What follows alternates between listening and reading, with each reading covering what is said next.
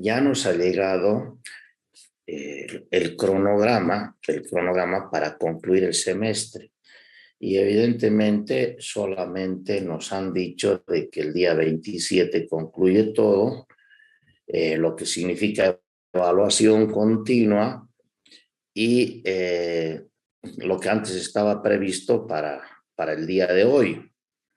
Entonces, lo que se ha prolongado solamente ha sido la evaluación continua. No han sacado un nuevo cronograma de lo que significan los exámenes de mesa, pero nosotros, como teníamos previsto el examen de mesa para el día 31, entonces hay que nomás seguir con esa idea. ¿Qué actividades nos faltan por el momento? Por el momento nos falta concluir el tablero del puente de vigas, ese que ustedes están realizando, y nos falta concluir una visita de campo, una práctica de lo que significa el análisis y clasificación de un par de puentes, que en esta oportunidad lo vamos a hacer en grupo. En anteriores oportunidades este era un trabajo individual y no era un par de puentes, sino varios puentes, porque podíamos nosotros hacer un viaje de prácticas.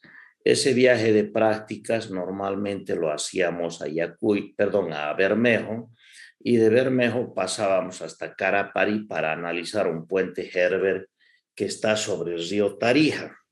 Entonces, ese viaje ya es imposible hacerlo, inicialmente por las características que tenemos el año pasado y este año. Y por supuesto, entonces ahora nos limitaremos a hacer este diagnóstico, esta clasificación en base a lo que significaban los primeros temas de dos puentes que se encuentran muy cerca. Entonces yo esta mañana estaba manejando, como este trabajo va a ser grupal, yo estaba manejando la idea de darles a ustedes un par de puentes de acuerdo a los grupos que tenemos nosotros ya definidos. Entonces resulta de que, claro, he conseguido los 14 puentes, pero no todos están dentro de la ciudad, porque lo que queremos es barrer un poquito lo que significa las diferentes tipologías, y con eso concluir en una sesión más de análisis, de discusión, donde nosotros podamos trabajar ya el tema exactamente. Entonces, yo particularmente quisiera que nosotros podamos analizar eso ya de acuerdo a los grupos. Entonces,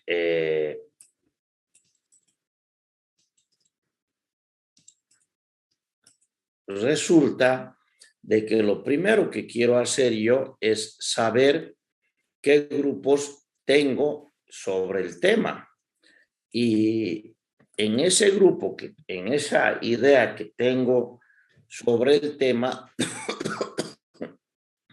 poder especular un poquito los puentes que vamos a diseñar. Entonces, espérenme un ratito. Estoy arreglando una hojita de cálculo justamente.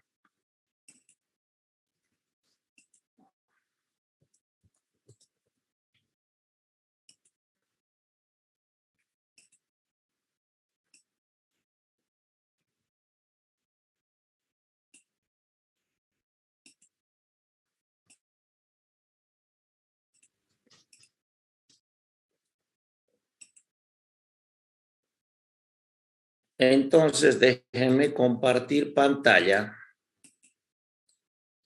y fíjense ustedes de que ahí tienen ustedes los puentes que yo he ido pensando ahora.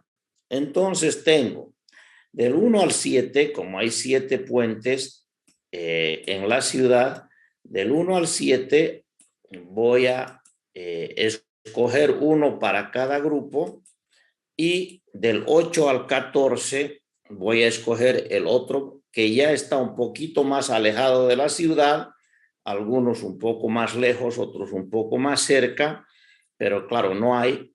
Los que están dentro de la ciudad son directamente los necesarios. Entonces, si nosotros nos manejamos bajo esta idea, déjenme un ratito agrandar esto. Existe el grupo de batallanos.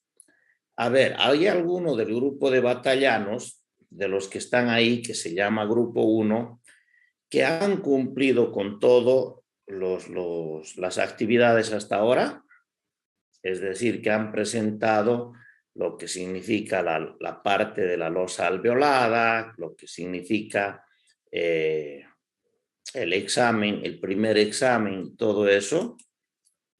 ¿Existe ahorita en clases alguno de ellos? Están todos, sí. Están pasando clases todos ahora. Sí. Perfecto. Entonces, fíjense ustedes que para ustedes va a ser el puente San Martín, ¿correcto?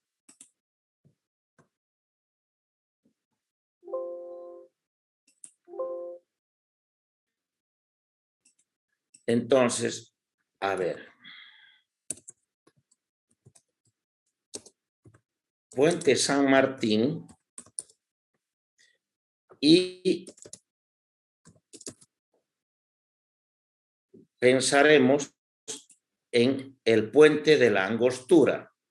El puente San Martín es un puente de vigas, continuo, por supuesto, tiene más de 70 años, y el puente de la Angostura tampoco es un puente nuevo, es un puente que se encuentra de aquí a 25 kilómetros yendo hacia Calamuchita,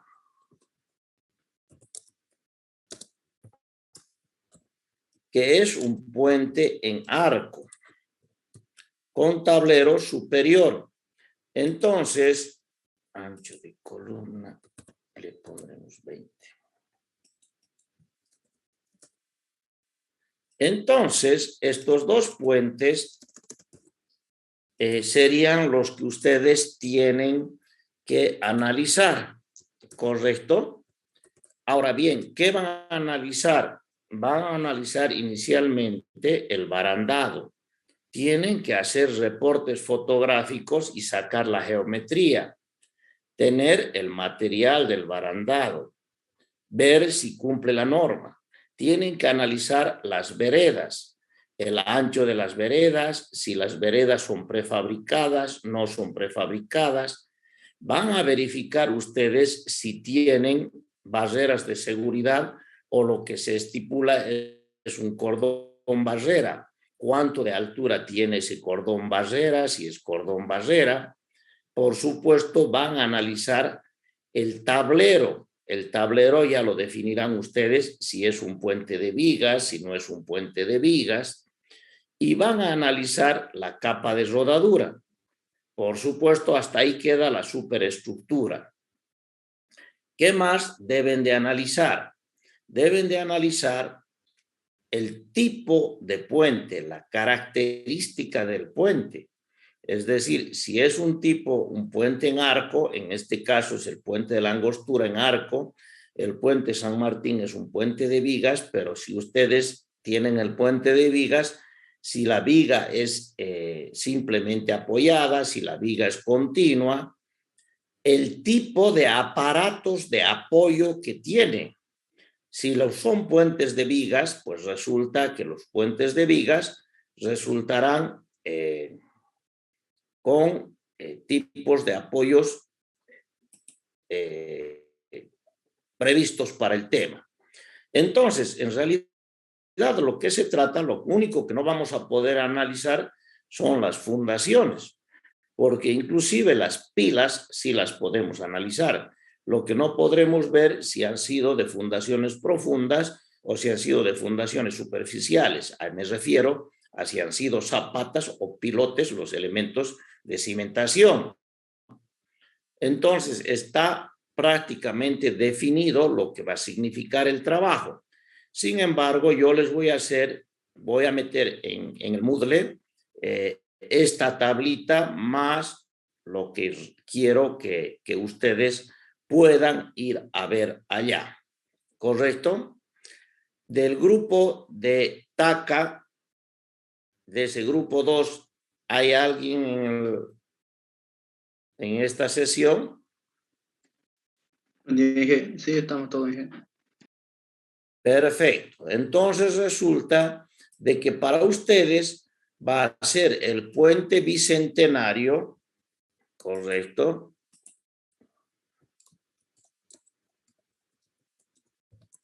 El puente bicentenario y además vamos a ver el puente, me gustaría el puente Calama, ¿correcto? Fíjense ustedes, ¿qué estoy escogiendo aquí? No les estoy tratando de mostrar, de perjudicar. El puente bicentenario es un puente en arco, de múltiple arco, de tablero inferior. Ustedes han visto que para el anterior grupo también hay el puente, un puente en arco. Es decir, quiero que hayan dos tipologías diferentes. Y el puente Calama es un puente que está antecitos de llegar a Santa Bárbara, en el camino Tarija-San Lorenzo. Es decir, van a tener nomás que tomar el micrito e ir hasta Santa Bárbara y ahí se van a encontrar ustedes con el puente Calama. Ese puente es, no quiero el nuevito, no quiero el puente que está yendo camino hacia Potosí, sino el puente que está sobre el río Calama, pero el que va hacia San Lorenzo. Entonces voy a poner para que quede claro que va a ser del camino Tarija-San Lorenzo. Este puente es un puente de vigas también. Es un puente de vigas donde ustedes tendrán que analizar las características que les he mencionado recientemente. Vuelvo. Entonces, este es el grupo 1. Perdón, aquí pondré. Grupo 1. Y con el puente de la Angostura, que también le toca al grupo 1.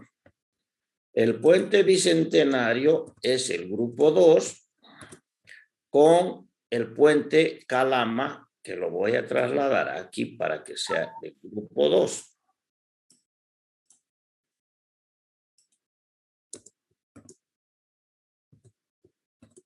Bien, entonces resulta de que este trabajo lo pueden hacer tranquilamente entre hoy y mañana. Iremos al siguiente.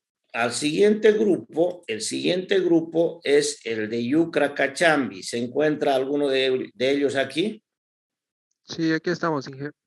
Perfecto. Entonces, para el grupo de ellos les va a tocar la pasarela El Peregrino, es decir, aquella que está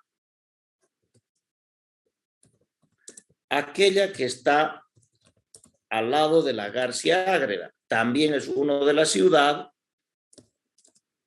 y que les toque, ese es un puente atirantado, es un puente de obenque, se suele llamar, y por supuesto tiene una tipología definida.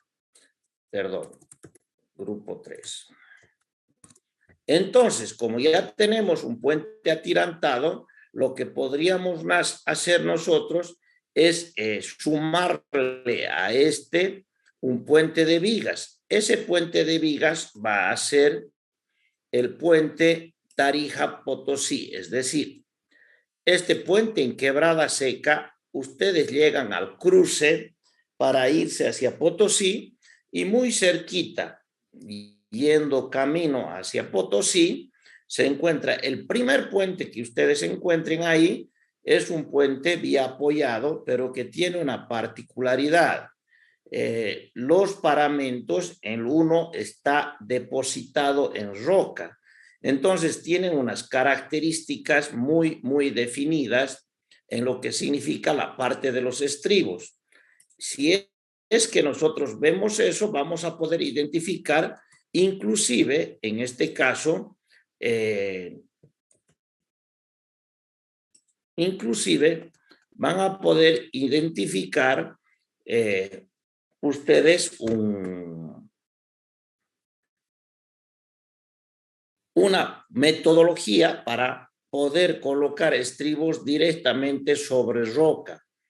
Donde nos tocó, estos son puentes, algunos, el de Calama, por ejemplo, el de Quebrada Seca, los hice yo en algún momento, y estos puentes que son con ciertas particularidades van a podernos ilustrar un poco. Resulta de que ahora me voy al grupo de Calle, Méndez y Rojas. ¿Hay alguien aquí? Buen día, dije, sí. Ya, entonces resulta de que hay alguien en el grupo de Calle, por lo tanto también le dejaré esto.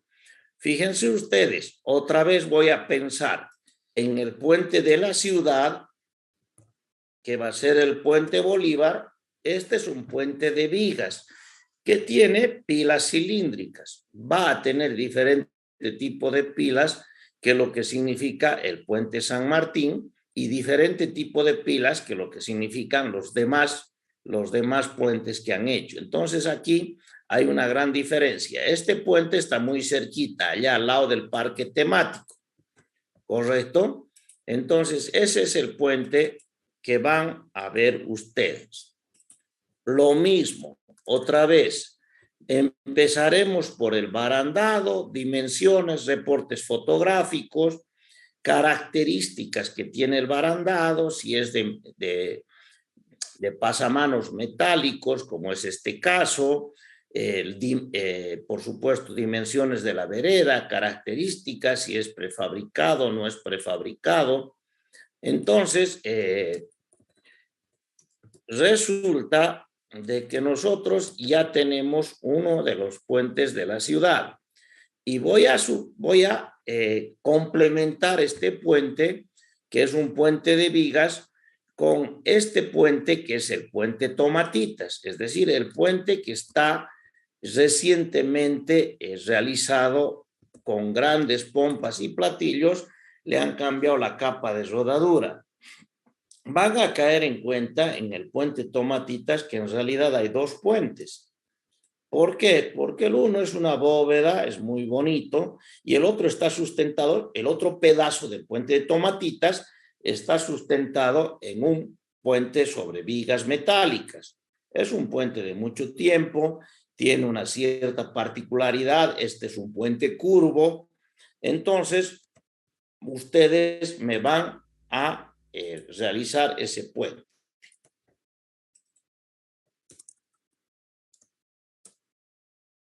Este entonces es el puente de acceso a Tomatitas.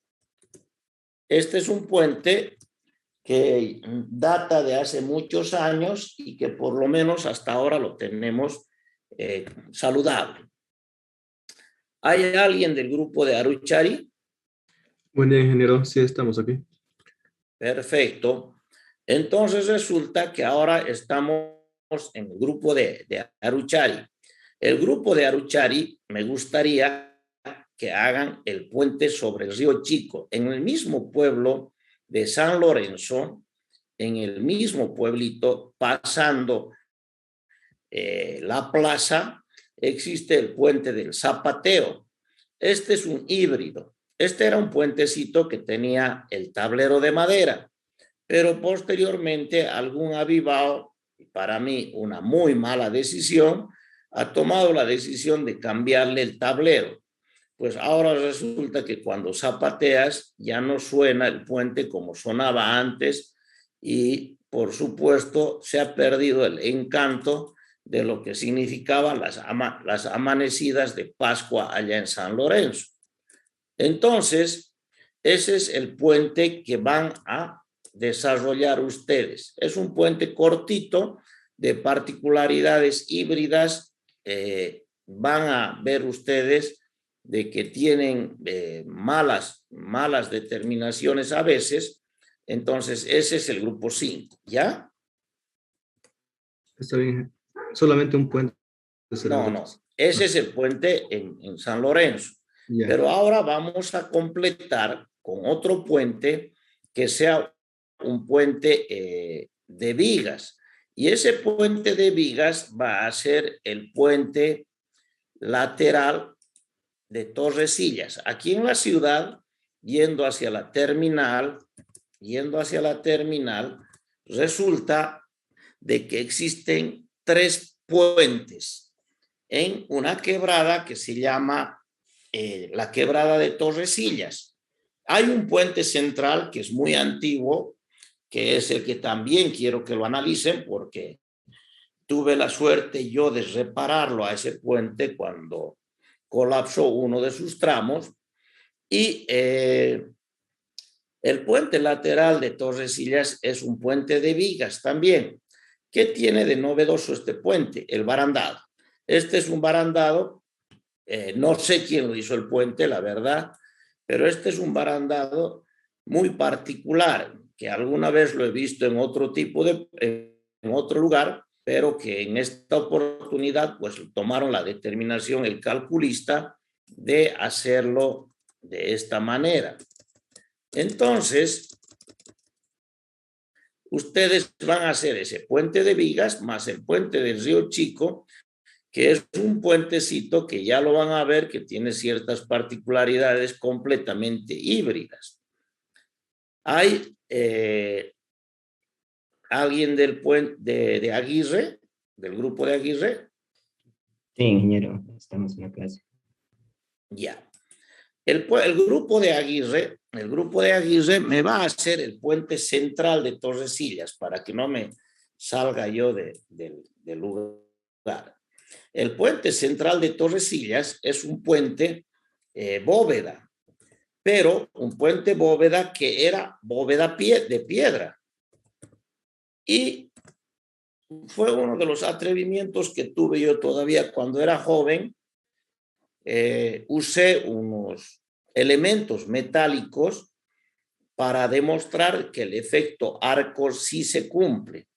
Entonces, ustedes van a ver que tienen unas pilas muy parecidas a las del puente San Martín, pero que en la parte central, es decir, la parte que genera el espacio para que pase el agua, van a ver unas bóvedas. Esas bóvedas ya deben estar completamente deterioradas. Fíjense ustedes que yo trabajaba en el servicio de caminos cuando se reparó este puente el año 1990, hace 30 años.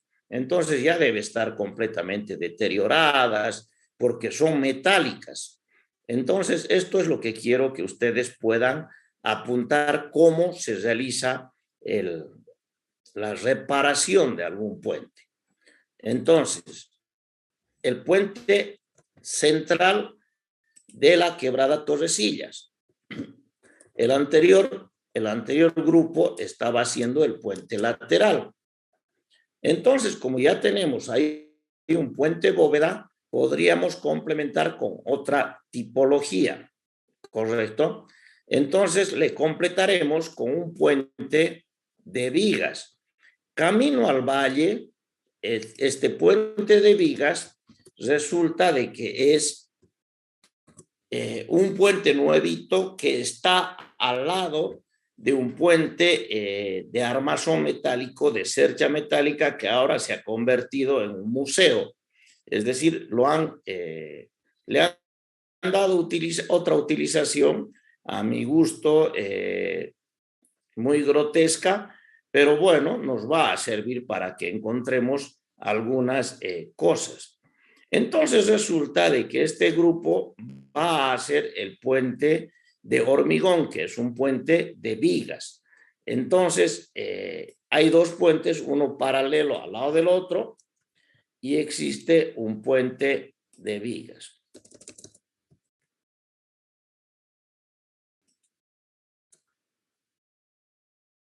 El puente de hormigón de Lancón. Y finalmente, ¿hay algún grupo de Centeno Patatinco? ¿Alguien? Yo dije, Perfecto. Entonces, el grupo de Centeno Patatinco va a ser el puente, el temporal. Este no está muy cerca del centro de la ciudad, pero es un puente que no está muy lejano. También es un puente que yo intervine de alguna manera y es un puente muy bonito. ¿Por qué? Porque es un puente en volados sucesivos, pretensado de sección cajón, pero además tiene una virtud, es un puente contrapesado. Este es un puente con contrapesos.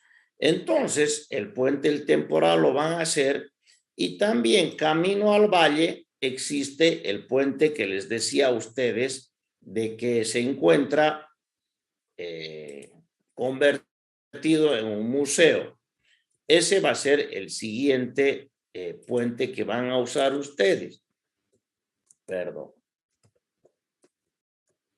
Este puente, que es en realidad un puente mixto, no es un puente metálico solamente, es un puente mixto, es el que está justo al lado del puente de hormigón que está yendo al camino al valle. Entonces, yo creo que ya tenemos todos nuestro trabajo definido. Vuelvo a repetir nuevamente. Vamos a empezar como si estuviéramos analizando las cargas del cielo al suelo. Empezaremos pensando en el barandado, pasaremos a la vereda, pasaremos a ver si hay barreras de seguridad o es cordón barrera, pasaremos a la tipología del puente, pasaremos a ver el tipo de los aparatos de apoyo que tiene y finalmente pasaremos a ver la subestructura y dejaremos de lado lo que significa las fundaciones porque no vamos a poderlas ver. Entonces, esto yo lo voy a colocar, ya lo he llegado a poner ahora, ya con sus verdadera tarea. Entonces, vamos a ponerlo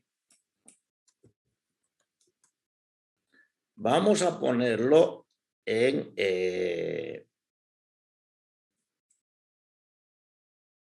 el Moodle para aquellos que todavía no han tomado los apuntes correspondientes, ¿correcto?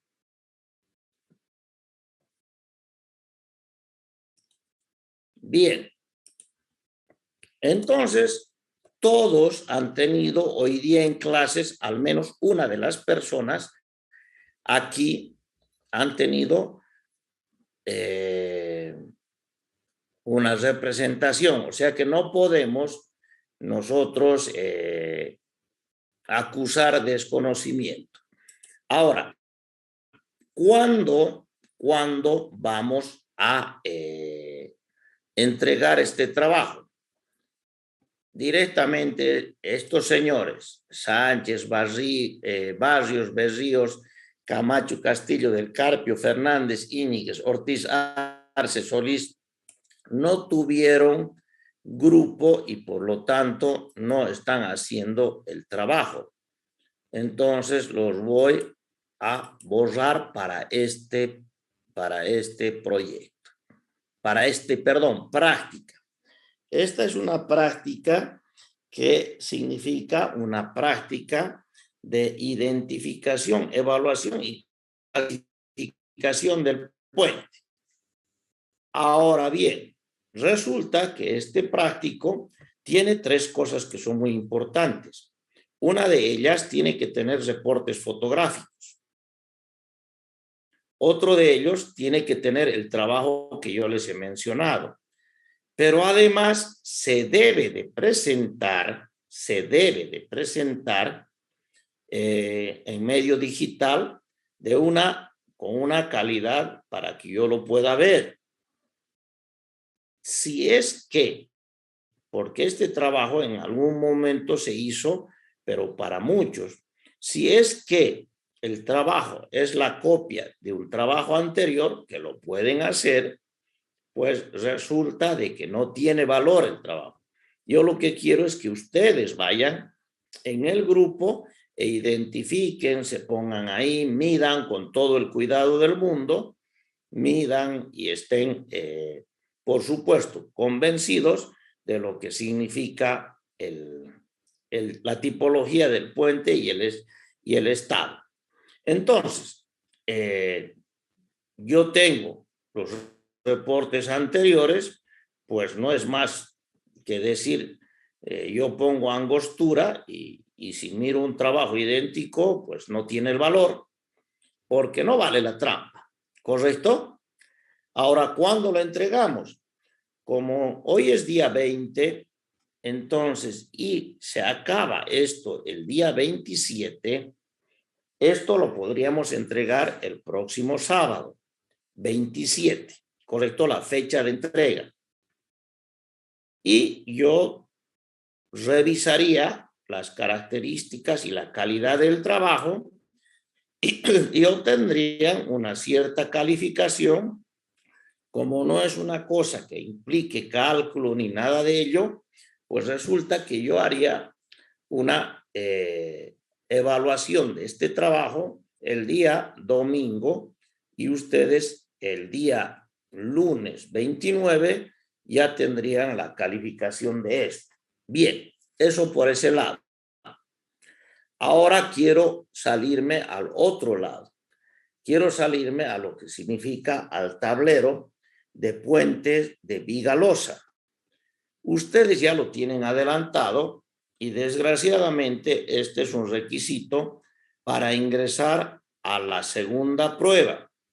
¿Cuándo vamos a hacer la segunda prueba? Lo pongo en consideración. El día martes, es decir, dentro de 3 días, que es solamente puente de vigas, o vamos a hacerla el día jueves, que también pudiera hacerla, aunque me apretaría un poquito más el tiempo para las calificaciones. ¿Qué opinan ustedes?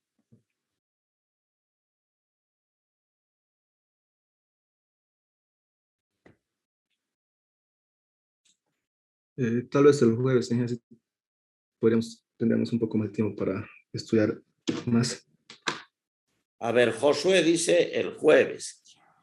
Sí, ingeniero, estaría bien dar la segunda evaluación el jueves. Nieves también sugiere el jueves. Está bien el jueves, Inge.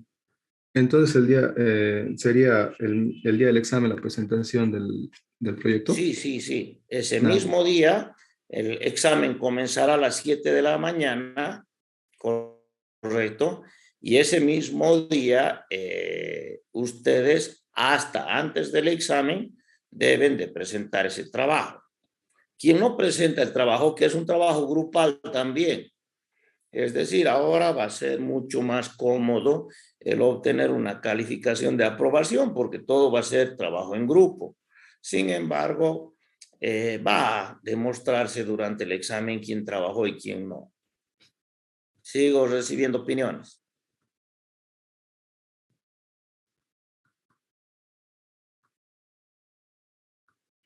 ¿Qué opinan? ¿Martes o jueves?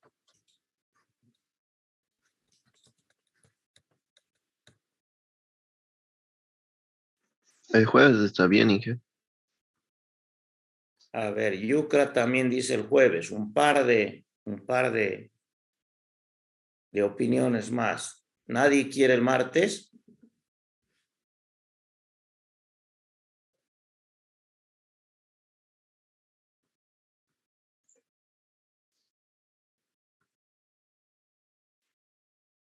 Bien, por favor habiliten sus cámaras. Nuevamente creo que estoy hablando con 3 personas.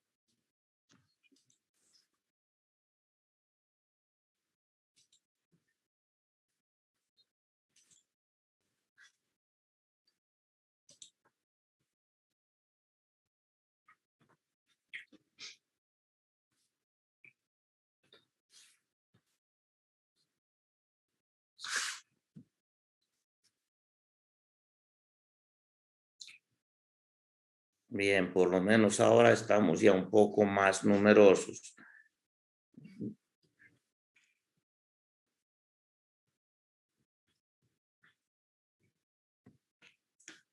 Bien, entonces ya con la presencia de la mayoría, otra vez Gabriela encendió y lo volvió a apagar y se fue a dormir a continuar el sueño.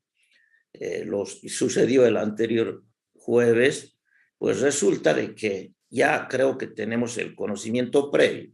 Quedamos entonces que el tablero de vigas losa va a ser, yo también habilitaré mi cámara, que el tablero de vigas losa lo vamos a presentar el día jueves hasta las 7 de la mañana.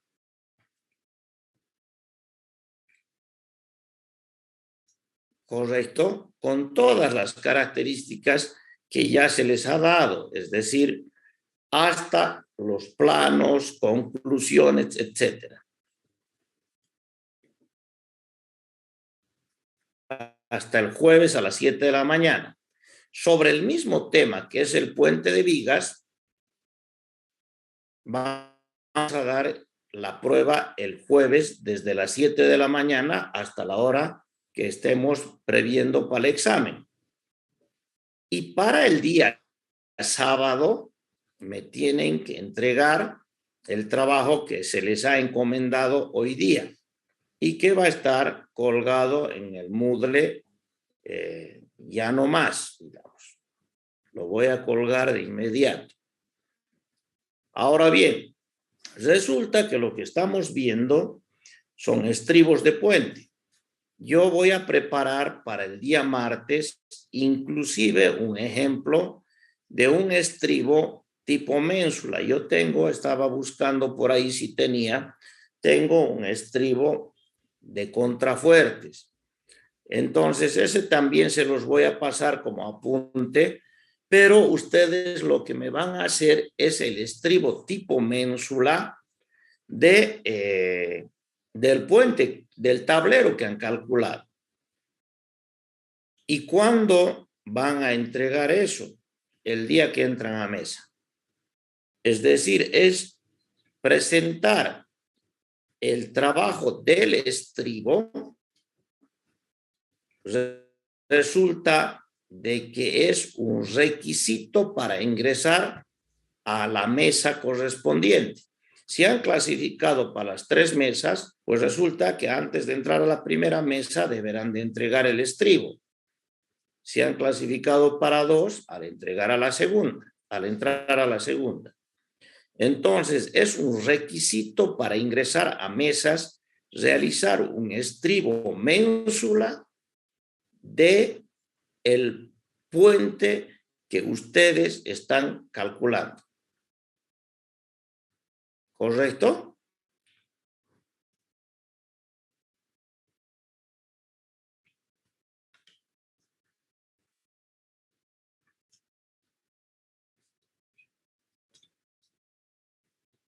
¿Lo tienen entendido? Eso es el día de la mesa.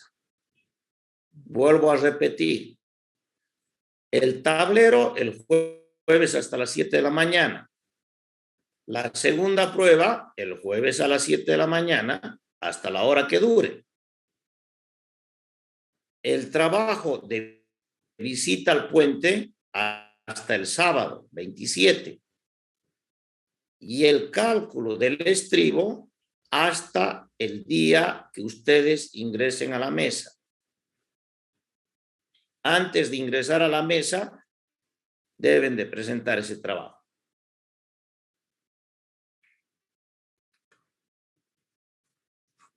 Ahora bien, yo particularmente que creo que desde hoy día hasta el día de la mesa, pues ustedes tienen que consultar. Yo no estoy con mucho tiempo sobre el tema de poder estar aquí al frente de ustedes, que me encantaría, porque me han dado un trabajito allá en el ingeniero Mostajo, que es mi jefe, pues me ha dado un trabajito y lo tengo que desarrollar.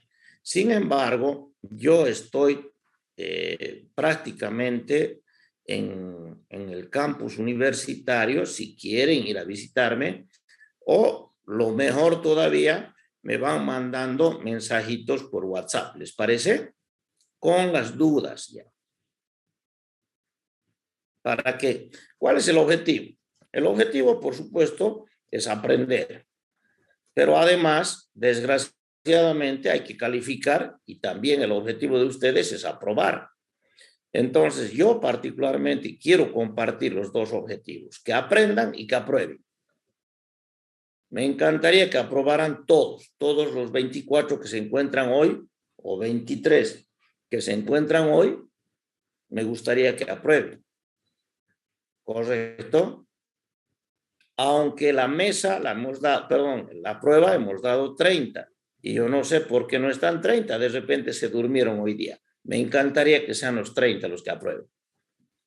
Que quede claro entonces que desde ahora en adelante, no importa si es a la medianoche, si es a las 5 de la mañana, yo leeré y veremos de ayudar para que esto llegue a buen término. ¿Meta? Bien, ahora sí me voy a pasar a compartir pantalla para echarle un vistazo a lo que significa nuestro último paso de los apuntes de estribos.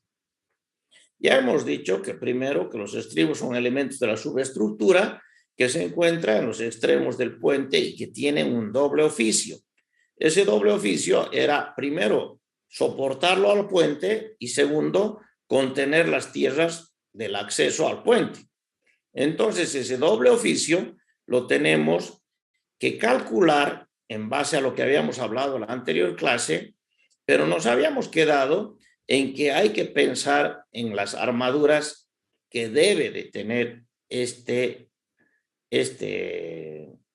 elemento estructural o esta estructura en sí. Entonces, hemos dicho que es un muro de contención de características particulares y de alguna bibliografía, no me acuerdo yo todavía de cuál saqué, de alguna bibliografía, yo saqué las armaduras más importantes. Entonces, fíjense ustedes de que yo voy a hacer ahora una pequeña chapuza. Anoche me he pasado un rato dándome el palo buscando la forma de que pudiéramos tener una clase rapidita, pero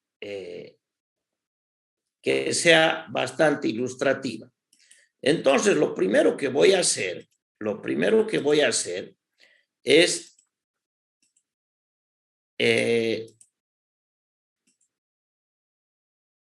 compartir la pantalla, partirla la pantalla en dos. Es decir, quiero que esta pantalla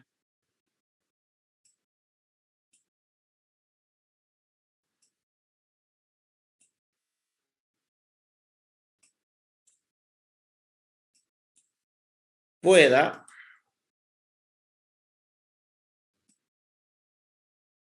mostrarme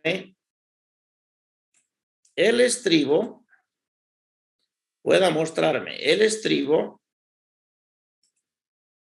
pero además pueda mostrarme la descripción. Entonces, fíjense ustedes que aquí yo he puesto el estribo que ustedes tienen en los apuntes. Y yo voy a empezar a mostrar inicialmente lo que significaba la morfología de los apuntes. Entonces, resulta de que conforme yo voy, aquí vamos a ver, conforme yo voy hablando del estribo, me encuentro con un elemento que es este rectángulo inferior, que es la zapata o la fundación. Pero cuando yo voy a construir, pues evidentemente al construir este elemento que se llama la fundación, debo de garantizar que posteriormente voy a hormigonar una elevación, que es la parte de más arriba, y que no se va a desplazar, va a cumplir un trabajo de conjunto. Entonces, cuando yo voy a construir, y fíjense bien lo que estoy haciendo, entonces tienen ustedes aquí un elemento trapezoidal que se denomina la llave de corte. Lo que está tratando de hacer la llave de corte es evitar de que la fuerza cortante rompa por un cortante horizontal, rompa la estructura y se lleve la elevación, que es la parte que está arriba, versus la fundación. Entonces, si ocasionáramos el colapso. Posteriormente, y teniendo el cuidado de que los hormigonados van como máximo de 3 metros en 3 metros para evitar lo que significa la disgregación del hormigón y, por supuesto, el hecho de que se separe la pasta de lo que significan los agregados gruesos. Entonces, para evitar esa disgregación, resulta de que se va hormigonando cada 3 metros. Y llegamos, cuando estamos haciendo la elevación, no estoy hablando de los aleros, y llegamos, por supuesto, a un lugar donde yo ya no puedo generar sino un encofrado adicional. Otra vez debo de, al llegar a lo que significa el soporte o el dado de apoyo, debo de interrumpir el hormigonado con otra llave de corte. Y finalmente, en el siguiente diente se interrumpe el hormigonado, pero como las cargas no son muchas, pues se lo podría hacer la interrupción del hormigonado sin llave de corte, pero mejor si se hace con llave de corte. Entonces, cuando nosotros vemos el estribo completo, resulta que lo que pudiéramos hacer es el estribo dividirlo en 3 o más días de hormigonado. Mientras el estribo sea más elevado, aquí, en lo que significa la altura de la elevación, deberemos tener mucho cuidado. ¿Qué otra cosa tiene de importancia este dibujo? Este dibujo, pues, ha tratado de extractar aquel dibujo que ustedes también tienen en los apuntes para lograr el predimensionamiento. Normalmente la altura de la fundación no debe de ser menor que lo que significa la anchura de la base de la elevación. Es decir, esta distancia desde este punto donde está ahora el cursor hasta este punto donde ahora lo he puesto al cursor, debería de ser al menos 1/10 de la altura, porque este es un elemento emboladizo. Y ustedes saben que para predimensionar un elemento emboladizo se coloca 1/10 de la altura. Entonces, yo aquí debería haber puesto mayor o igual que 1/10 de la altura la base de la fundación y tendría que ser el elemento de predimensionamiento. ¿Qué hemos dicho también en la anterior clase? Que normalmente la base tiene entre 0,4 y 0,7 de H, que no es una mala idea pensar inicialmente entre 0,5 y 0,6 de H y después hacer el cálculo correspondiente. Normalmente está entre 0,5 y 0,6, pero cuando nosotros gozamos de ciertas características especiales en el suelo de fundación, pudiéramos ahorrar algo en la cimentación. Entonces, ahí estamos con lo que dice también los apuntes de ustedes. Pero además aquí están 2 líneas de eje que son muy importantes. Estas 2 líneas de eje, que no me gusta ahorita.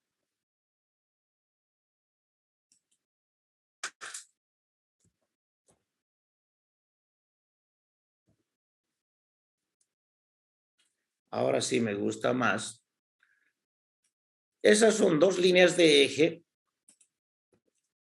que son donde se debe de calcular cualquier muro que se precie de ser un muro estructural.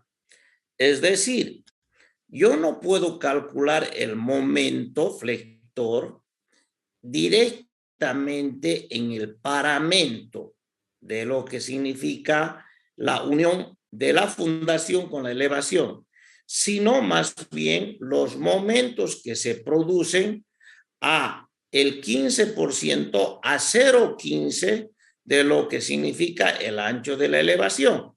Aquí está el ancho de la elevación, que yo lo he caracterizado 0,10 de h, porque aquí he manejado un ancho constante. Van a ver que en el ejemplo yo voy a manejar un ancho variable, pero en la base deberé de tener 0,10 de h. Entonces, los lugares de cálculo del momento flector tienen que estar retranqueados, es decir, internamente a lo que significa la elevación, al menos 0,15 de ese ancho, tanto en lo que significa el tras 2 como el intra 2, es decir, tanto lo que significa la cara vista como la cara que está en contacto con el suelo de cimentación. Entonces aquí se está manejando en este dibujo, que yo lo voy a adjuntar a sus apuntes. En este dibujo voy a analizar por qué está sucediendo esto. Pero en sus apuntes yo lo he copiado esto para que quede más claro. ¿Y por qué quería que quede más claro? Porque en realidad lo que yo quiero ahora es mostrarles la armadura que va en la fundación sin contaminar con otro tipo de armadura que hubiera en la elevación. Entonces, fíjense ustedes que ahí está la armadura de la fundación y ustedes miran ahí números correlativos, 1, 2, 3, 4, 5, 6, 7, 8 y 9 y 10. Pero 7 y 8 son 7 y 8 prima. Es decir, esta es la armadura ya que está en la elevación, pero se denomina porque yo la voy a interrumpir debido a los tiempos de vaciado. Resulta que la voy a interrumpir y se denomina armadura en espera. La armadura en espera es la armadura que tiene en elevación, sino que la está esperando a la de la elevación porque he tenido que interrumpir el vaciado. Ese es el problema prácticamente. Entonces, si nosotros nos movemos en esta idea, yo lo que quiero es ir un poquito a lo que estamos manejando ahora. Fíjense, hasta ahí va a ser suficiente. Esta armadura que está por encima, pero que va, lo de la derecha se llama puntera y lo de la izquierda se llama talón. Eso quedemos bastante claros, lo comenté en la anterior clase. Entonces resulta que esta armadura que se interrumpe pasando el paramento interno del muro es la armadura número 1. Y fíjense ustedes qué es lo que dice el apunte. Es una armadura de la zapata que se calcula a flexión simple. Es decir, se va a calcular ante un momento flector. ¿Para qué? Para poder soportar la tracción en la cara inferior de la zapata, de la fundación. ¿Y dónde se calcula? A 0,15 del paramento, es decir, en la sección alfa-alfa que les mostraba recién. Al lado izquierdo hay otra flechita que tampoco veo el número, pero esa es la armadura 2, que también es un complemento de la armadura 1. también la parte es la flexión simple, está en las tracciones en la cara inferior, pero aquí hay una diferencia. Se calcula en la sección del paramento interior, es decir, para flexiones que pudieran existir en la parte inferior, ¿correcto? Entonces, ¿qué sucede? Fíjense ustedes que si yo agarro y digo, para calcular la puntera, va a existir una fuerza hacia arriba en el suelo que va a actuar hacia arriba y me va a ocasionar un momento. Cuando yo vaya a ver la armadura 2, resulta que es una fuerza hacia arriba, pero que está en el talón, ya no en la puntera, y que también me ocasiona este suplemento de armadura. Por eso es que aquí dice, puede no existir. ¿Por qué razón? Porque muchas veces el peso del suelo que se encuentra en esta parte interna resulta que es tan grande como el que se encuentra empujando desde abajo hacia arriba de la fundación. Ahora bien, ¿y qué pasa si no existe? Al menos hay que colocar armadura mínima prolongada, es decir, no se puede prescindir de la armadura 2.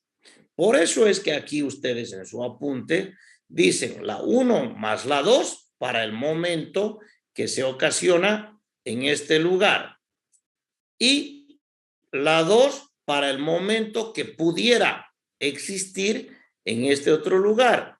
Pero fíjense ustedes, la 2 sí o sí, por culpa del momento que ocurre en la puntera, se debe de prolongar hasta el fondo del talón. ¿Qué ocurre con la armadura 3? Esa sí existe, porque como aquí hay un momento horario, resulta de que se van a producir tracciones en la parte superior del talón. Entonces, este es en la parte superior del talón y también esa flexión, pero en la sección beta-beta. Aquí me complica un poco el autor la redacción. Dice la flexión negativa, porque claro, lo que va a ocurrir es un momento negativo que está apareciendo a consecuencia del peso que tiene el terreno aquí y de lo que quiere volcarse el muro. Proviene de la carga de las tierras sobre el talón de la zapata y del peso propio de la zapata, compensadas en mayor o menor parte por la reacción del terreno que subyace. Es decir, aquí hay una reacción. Entonces, la tracción proviene de la fracción del empuje de tierras y acciones horizontales que es equilibrada en la zona activa de contacto talón-suelo. Entonces, nosotros vamos a calcular la armadura 3 más la 4 para ese momento que está produciéndose por culpa de lo que dicen los apuntes. ¿Correcto? Estas armaduras son prácticamente siempre existentes, porque va a ocurrir.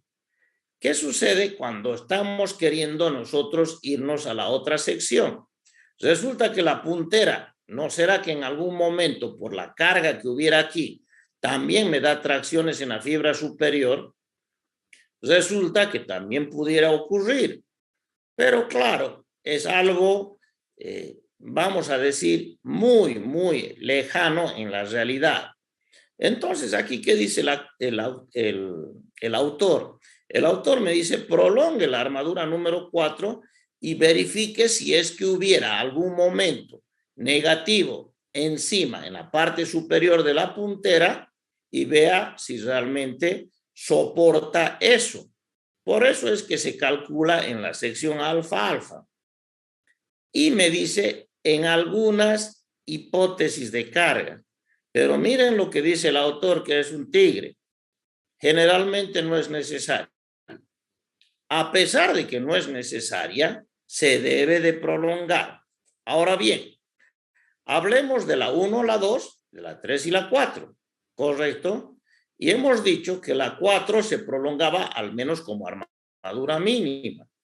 y la 2 se prolongaba hasta el talón, hasta la punta del talón, al menos con armadura mínima, porque en realidad muchas veces, generalmente no es necesaria. Entonces, ¿qué hacemos? Calculamos la armadura para este momento que está en la sección alfa y vamos a imaginar que me sale fierro de 20 cada 10 centímetros. Entonces yo pongo una de cada 20 centímetros esta y otra cada 20 centímetros la otra. Es decir, en este lugar estoy colocando armadura cada 10, pero cuando yo ya llego aquí necesito solamente cada 20. Entonces el que se prolonga es uno sí, uno no. Vamos a imaginar que la armadura mínima es cada 30. Pues entonces interrumpo 2, el siguiente alargo. Interrumpo 2, el siguiente alargo. Y eso ya es una habilidad para poder ahorrar lo que significan los aceros de construcción. Entonces las armaduras 1, 2, 3 y 4 son armaduras de flexión que lo que hacen es soportar la tracción positiva en el caso de la 1 y 2 en la puntera y en el caso de la 3 y 4 la flexión negativa y tracciones negativas en el talón. La armadura número 5, que es este pequeño caballete, se suelen llamar sillas o pies de pato. Nosotros en Tarija denominamos caballete. No se calcula. La armadura 5 no se calcula. ¿Cuál es el objetivo? Tratar de poder tenerla en su lugar a la armadura 3 y 4. Si nosotros la tenemos a la armadura 3 y 4 ahí arriba y no le ponemos el caballete, con seguridad va a descender. Por eso es que aquí dice claramente en la parte de abajo que se pone por necesidades constructivas. ¿Para qué? Para que las personas que puedan pasar por ahí arriba no me la hundan a la armadura superior. Ese es el caso de la armadura 5. Entonces siempre será necesario, siempre será necesaria para poder mantener la armadura en su lugar, pero no se calcula. Solamente se pone aquella que me garantice que la armadura se va a quedar, la armadura 3 y 4 se van a quedar en su lugar. Existe la armadura 6. Fíjense ustedes, todo esto está ocurriendo en la zapata. La armadura 6 es una armadura longitudinal inclinada a 45 grados. Fíjense aquí qué es lo que dice. Es la que me garantiza la unión de la zapata con el muro de elevación, con el muro frontal. ¿Correcto? ¿Para qué se la pone? Para impedir que haya fisura en esa esquina, porque esa esquina es traccionada. Entonces resulta que es una armadura que solamente me impide la fisura. Entonces, ¿cuál va a ser la armadura esa? Esta es una armadura tal como la 4, es decir, una armadura mínima que tiene una inclinación de 45 grados y que desde el vértice del estribo se prolonga hacia abajo o hacia arriba la longitud de desarrollo. Entonces, ¿cuánto debe de tener la longitud? 30 veces el diámetro que disponga. Desde la mitad para abajo, 30 veces, y desde la mitad para arriba, 30 veces. Por eso es que aquí aparece 2 veces por 30 veces el diámetro de la armadura que estoy disponiendo.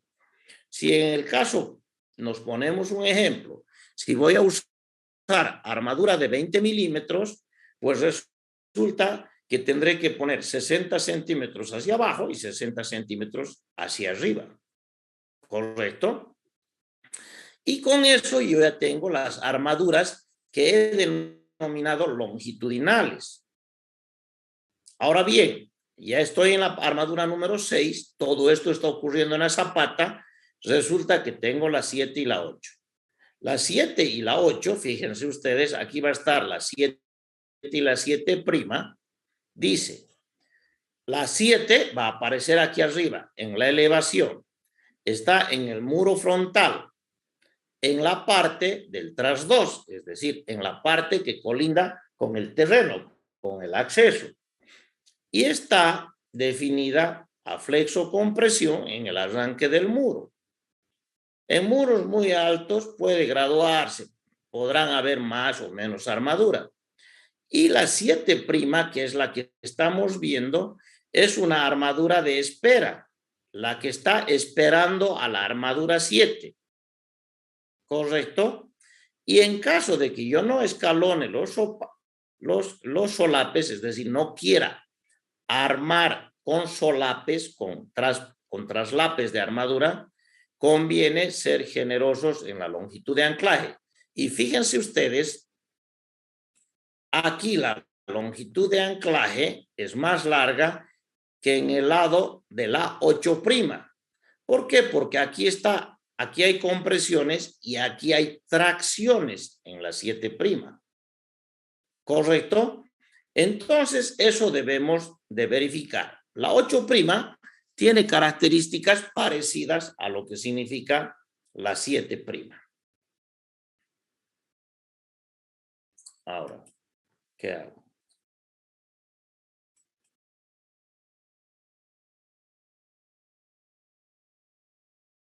Ya no lo puedo ver.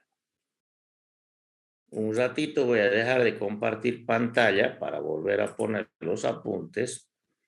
Y ahora quiero ver lo que significa las armaduras de la elevación. Bueno, la 9, 10 y 11 son armaduras transversales y esas armaduras transversales, perdón,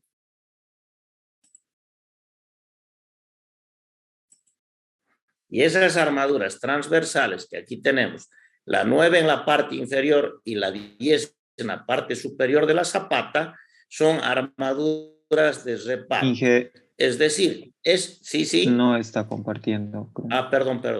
Perdón.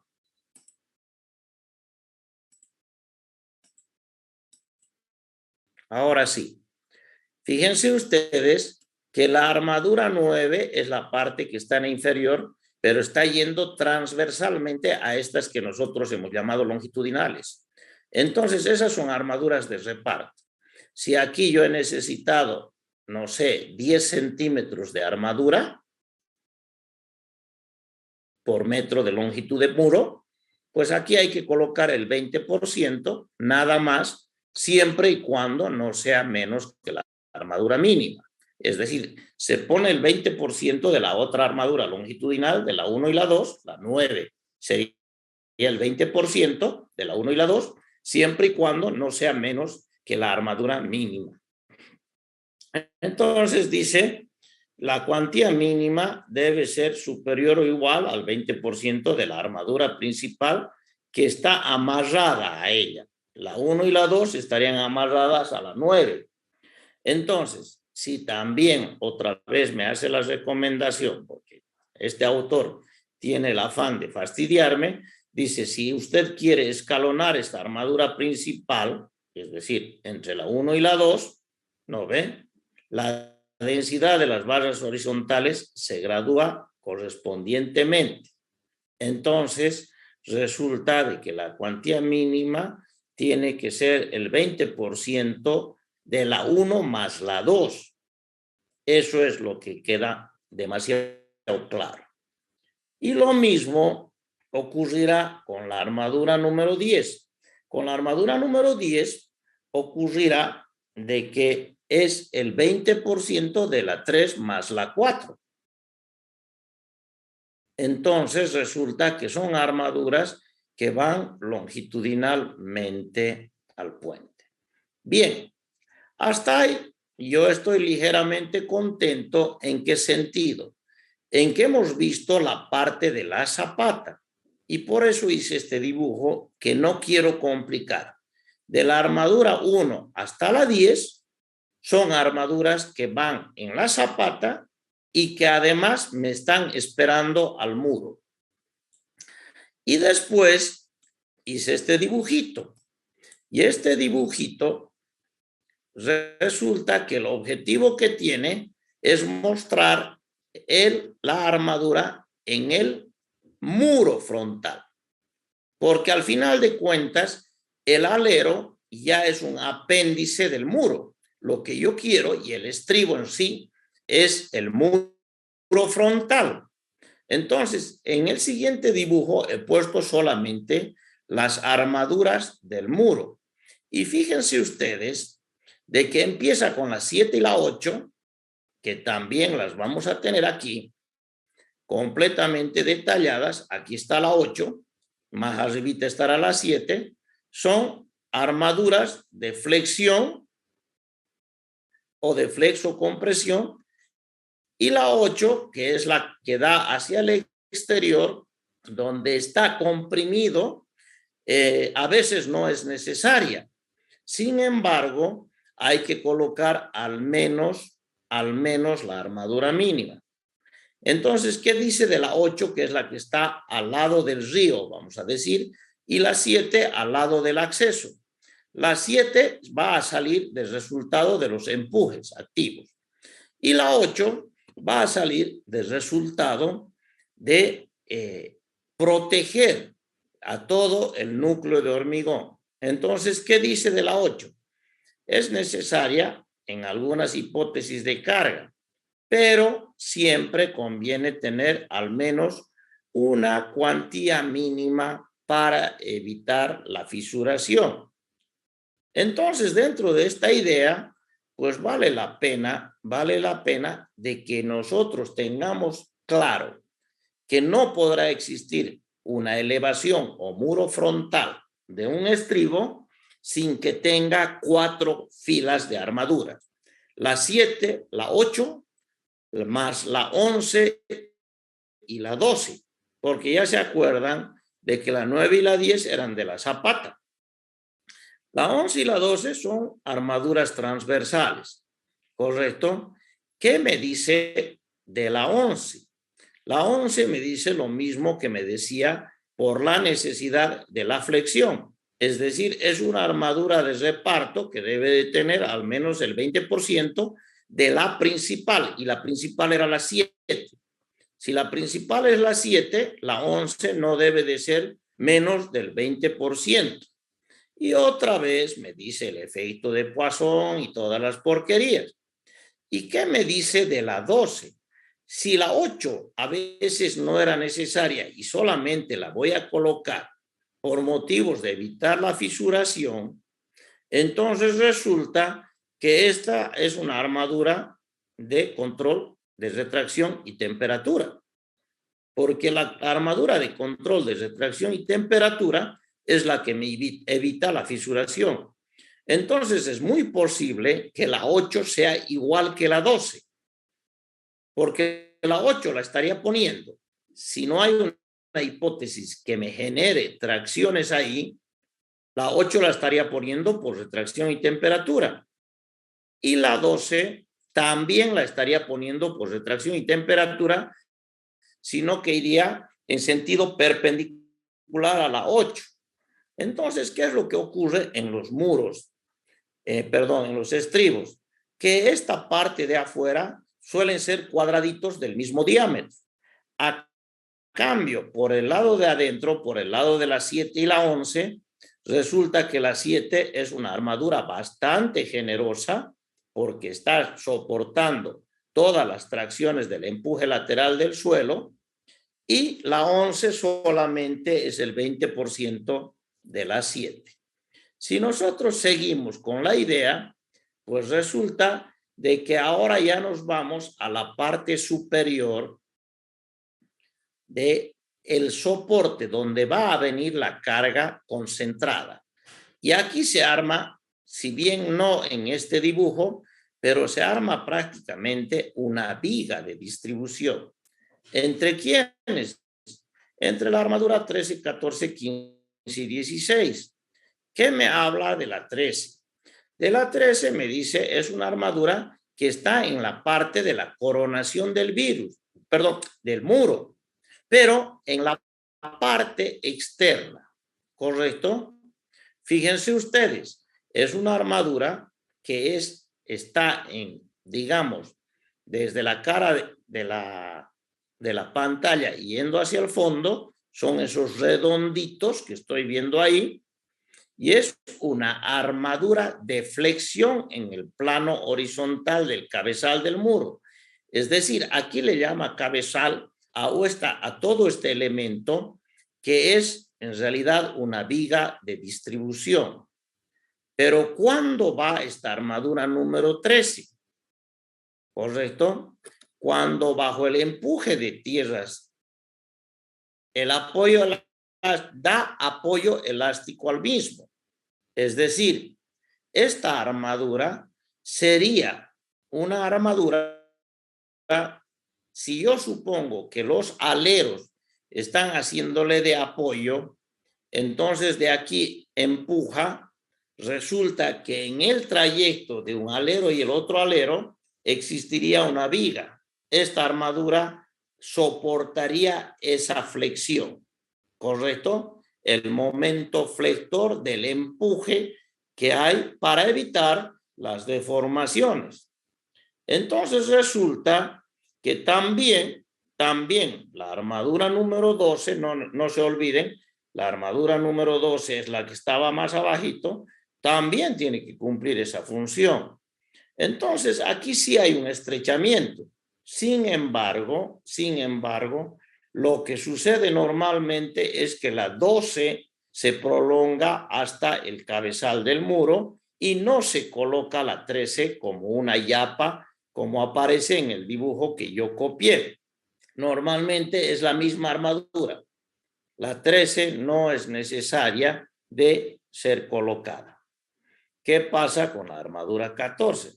La armadura 14, fíjense ustedes, esta sí es una armadura que me está ayudando a soportar el dado de hormigón.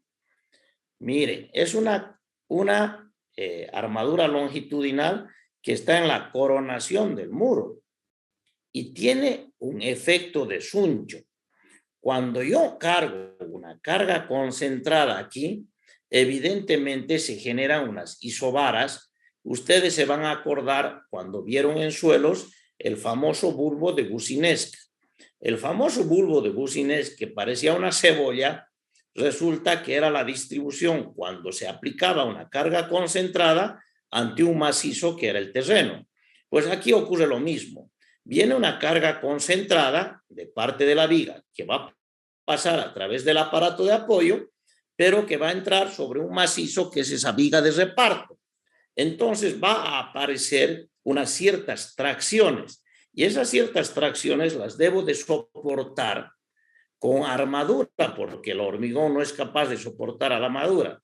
Esa armadura es lo que se denomina en esta bibliografía el suncho.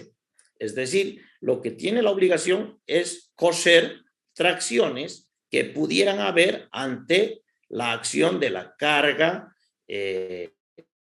concentrada sobre el macizo. ¿Y qué le llama esto? Él no le llama isobaras, lugares de presión, sino dice regularización de las isostáticas y el efecto de laja en el plano longitudinal del puente. En realidad, no es el plano longitudinal del puente, es el plano longitudinal del estribo que coincide con el longitudinal del puente. Es un elemento suncho que solamente tiene la función de soportar las isobaras de presión. Ahí tenemos la armadura 15, que la armadura 15 es la transversal. La transversal a esos sunchos, esta también cubre lo mismo que la 14, pero en sentido transversal, ¿correcto? ¿Por qué? Porque estoy poniendo cargas concentradas sobre el lugar. Bien. Voy a la armadura 16 y la armadura de 16 es esta de aquí que está inclinada y fíjense que se prolonga hasta para poder soportar a la losa de acceso o a la losa de transición. Entonces, cuando me vaya yo a eso, resulta que me he encontrado con un pequeño voladizo aquí. Cuando el voladizo es bastante pequeño, resulta que no se calcula para flexión, sino se calcula para corte. Esa es una gran diferencia y yo quiero que ustedes no se confundan nunca más, por lo menos nunca más a partir de hoy. ¿Qué es lo que sucede, jóvenes? Sucede de que nosotros confundimos viga en voladizo con ménsula. La ménsula es un elemento extremadamente corto que se calcula a cortante. A cambio, el voladizo es un elemento mucho más largo que se calcula a flexión. Si quisiéramos hacer una analogía, resulta de que el alero en este dibujo es un voladizo, a cambio, esta protuberancia es una ménsula, es cortita. Entonces resulta que ahí dice que la ménsula es una armadura de apoyo de la losa de transición. Es dimensionado como ménsula corta para la carga máxima que trae esta losa, que es la losa de acceso o losa de transición. Ahí va a tener una carga concentrada y por supuesto este trabajo será el trabajo de una ménsula corta. También se calcula. Y particularmente, ¿qué es lo que me recomienda? Que cuidemos los anclajes. Y finalmente, ya me quiero ir a las armaduras que van a armar, que se van a armar en el espaldar. Fíjense que de la 16 me estoy pasando a la 23 y a la 24. Entonces resulta de que cuando me vaya a la 23 y a la 24, resulta de que están, aquí se llama el espaldar muro de guarda. Es decir, el que está resguardando el nivel de lo que significa el acceso para que no haya esa grada, el espaldar del puente. La resguarda la viga y la resguarda al acceso. Entonces, este es un pequeño murito de contención también. Un pequeño murito de contención donde la armadura 23 está para un momento horario que se produce en la parte del coronamiento del muro, aquí, pero que sí tiene un quiebre al haberse adelgazado en la junta de construcción. ¿Dónde lo debo de calcular? Debo de calcularlo para el momento flector en la parte de menor momento de inercia, es decir, en esta zona. Si nosotros nos vamos un poquito al primer dibujo, en ese lugar segmentado se debe de calcular esta armadura. ¿Correcto? Otra vez está en la costura de la junta de hormigonado. ¿Correcto? Ahí se debe de calcular. Y es una barra vertical del muro de guarda. Esta, la exterior, es la que vale. La interior resulta que ya es la armadura 24 y dice ahí que hay que calcularla para la flexión por un posible empuje que pueda ocurrir si es que la viga chocara contra el muro. Esto es un cuento de aparecidos. Ahí hay que poner una armadura de reparto. ¿Por qué? Porque claro, si bien nosotros tenemos una fuerza de frenado que lo va a distorsionar al aparato de apoyo, nosotros debemos de garantizar que el espaciamiento entre la viga y el estribo nunca llegará a ser cero y peor empujar la viga al el estribo. Por eso es que aquí dice que la armadura número 24 es bajo un posible empuje de la junta de calzada, es decir, que la calzada estuviera empujando a través de la junta entre muro y viga. Yo hoy día me quiero quedar ahí. Me quiero quedar ahí porque en realidad lo que sucede, en realidad lo que sucede en el alero ya no me tiene ni siquiera preocupado. Lo que sucede en el alero, si bien este es el dibujo que aparece en sus apuntes, pues el alero que nosotros vamos a hacer va a ser completo. Va a terminar el alero en la parte inferior. A ver si yo llego a ver algún alero. Ah, bueno, ustedes lo vieron en los apuntes. Pues ahí está.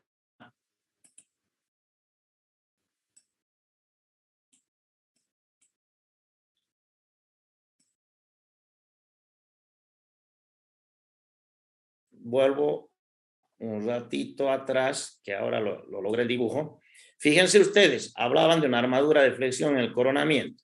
Es que yo decía, este muro del alero es tan grueso y este muro del alero es tan grueso que pueden convertirse en los apoyos de esta longitud que está en el muro frontal, y por eso pudiera existir esa flexión en la parte de arriba. Pero si existe la flexión en la parte de arriba, también existe la flexión en la parte de abajo. Entonces, justamente hay que tomar el cuidado y esa armadura tiene que distribuirse constantemente. Perdón, de manera uniforme en todos los lados. Y cuando vamos nosotros aquí, esto es lo que se hace normalmente, es decir, un alero que no está emboladizo, sino más bien un alero que llega a depositarse o a apoyarse en una zapata. Y ese alero, pues ahí está. Este es el alero que vamos a hacer nosotros. Ahora bien, ¿qué sucede con este alero? Fíjense ustedes, este alero tiene una inclinación.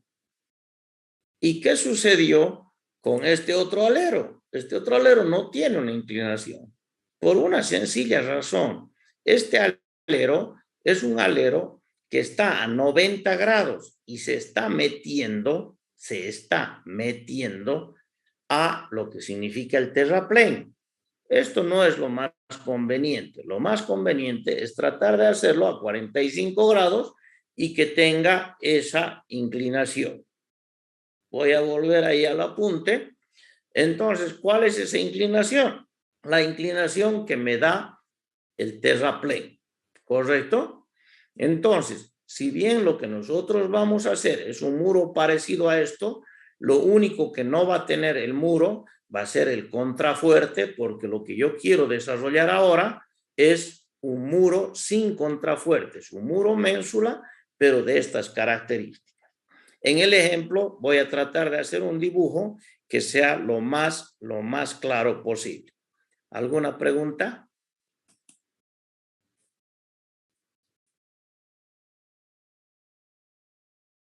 Bien, me he pasado un poquito de las 8:30 y les pido 1000 disculpas.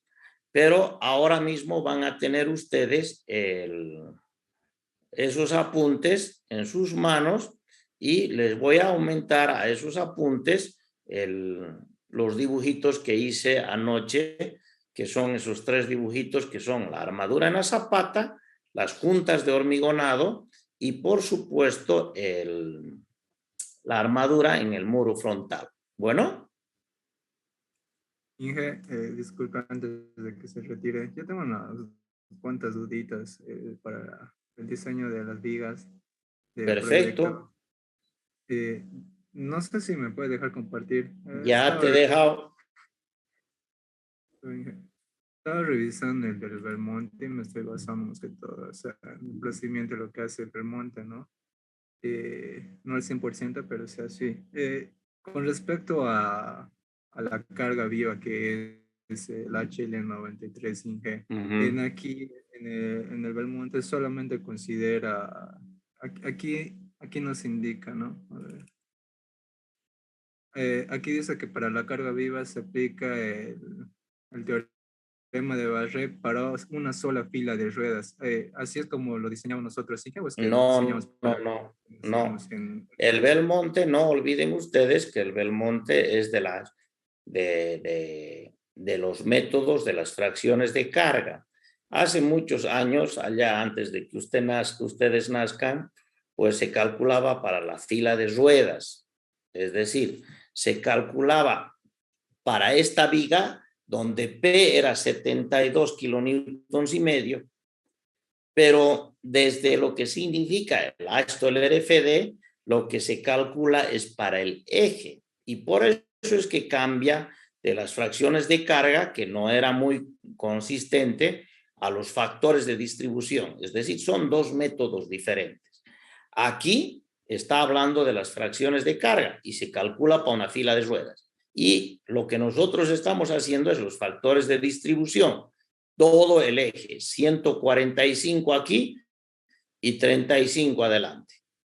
Está bien, Inge. Y al momento de usar los factores de distribución nosotros, ¿es únicamente para la carga viva lo que la afecta? Solamente para el camión.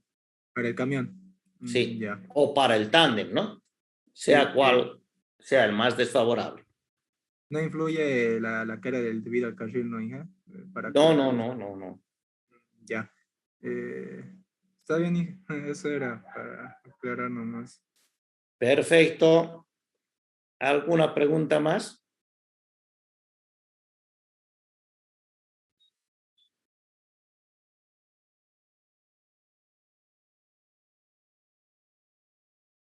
Inge, Bien. perdón, una cosita más. Aquí aplicamos como hacíamos en Puente Loza, ¿no? O sea, donde ocurre calculamos los momentos de vida, el peso propio, respecto donde ocurre el mayor momento. Primero identificamos las secciones críticas y Sí. luego vemos en cuál sección crítica es donde existe mayor momento. Cuando trabajamos con una viga continua van a existir muchas secciones críticas. En este caso van a existir de esos tres lugares donde se produce la sección crítica del tándem, donde se produce la sección crítica de el peso propio y las cargas permanentes y la sección crítica del camión. Entonces, hacemos ahí la suma aplicando el principio de superposición de los efectos concomitantes y para el mayor valor es para el que se calcula. Está bien, una pregunta más. Aquí en el análisis, o sea, digamos, para la carga muerta, claro, aquí hace la diferencia entre postes, aceras, bordillos, losas, la viga, ¿no? Para la carga muerta. Nosotros tenemos que también aquí calcular para esa sobrecarga de la acera, que es de 0.0036 megapascales. Pero esa no es carga permanente, esa no es muerta, esa es viva, es carga transitoria. Sí, perdón. La carga de carril y la carga de carril y la carga de la vereda del 0036 son cargas transitorias. ¿Cuál es la diferencia entre la una y la otra? La carga de 0036 es una carga fija. A cambio, la carga de carril es una carga móvil. Entonces, la carga de carril se la puede interrumpir en cualquier lugar donde no me convenga. Correcto, de acuerdo a la línea de influencia.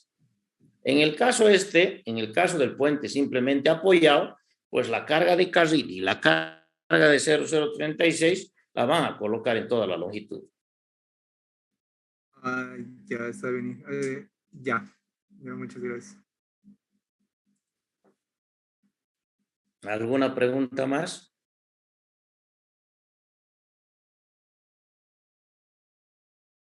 Bien, entonces nosotros ya nos veríamos el próximo martes con sus proyectos, significa el tablero de viga losa, prácticamente terminado para que me lo entreguen el día jueves. ¿Correcto? Y yo el día martes voy a desarrollar ese ejemplo, que lo voy a hacer ahora, ese ejemplo del estribo tipo ménsula, para que ustedes tengan una guía. Yo sé que el tiempo está bastante corto, pero para que ustedes tengan una guía sobre el tema. ¿Meta? Que tengan buen día, jóvenes. Hasta luego, Inge.